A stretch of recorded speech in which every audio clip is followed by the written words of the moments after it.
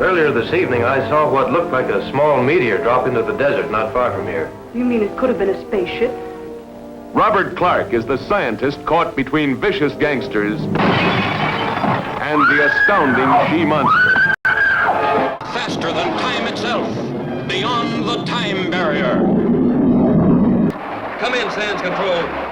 Position 18, speed 10,000 plus. Position 20, airspeed increasing. I think something's wrong. I value my freedom more than this.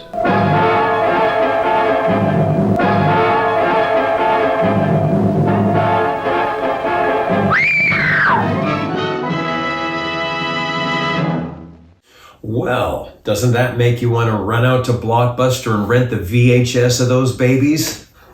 Yeah. My dad was the king of the B horror flick in the 1950s and early 60s. And these movies were made for about $1.50, and the best part of them was always the poster art. In my book, Now They're All Here, there's a chapter on Dad, and since it's Camtober, I thought I'd point that out so you could turn off the lights and read the Bob Clarke spooky part. Or if you haven't got the book, please check it out. Anyway, I got a story about one of these cheapo movies of his. Sorry, Dad. Well, no, he knew it. Anyway, I want to show you this amazing poster from the astounding she-monster. Again, this movie was made in about 2 days. And it was so cheap that this sexy vixen from outer space, they only had one of these sparkly onesies for her. She was a very zoftig gal. And her zipper broke. And so they had to re-block it because she was, her touch was deaf. She couldn't turn around because she had safety pins. So they changed it. So after she zapped people, she'd leave the room like this and back out, which was one of the greatest accidents of the whole thing.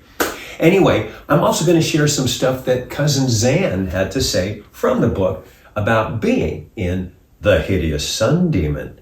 So check this out if you dare.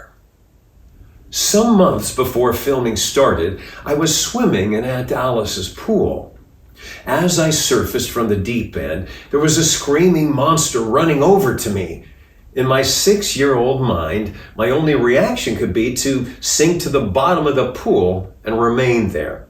Well, oxygen finally won out, or should I say the lack of it, and I came frantically frightened to the surface, only to find Uncle Bob showing off his sun demon costume.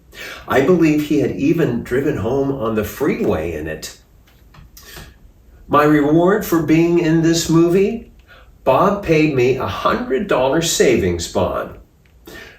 I honestly often remember daydreaming that perhaps I would win an Oscar for that juvenile Oscar category. I'm still waiting, she says.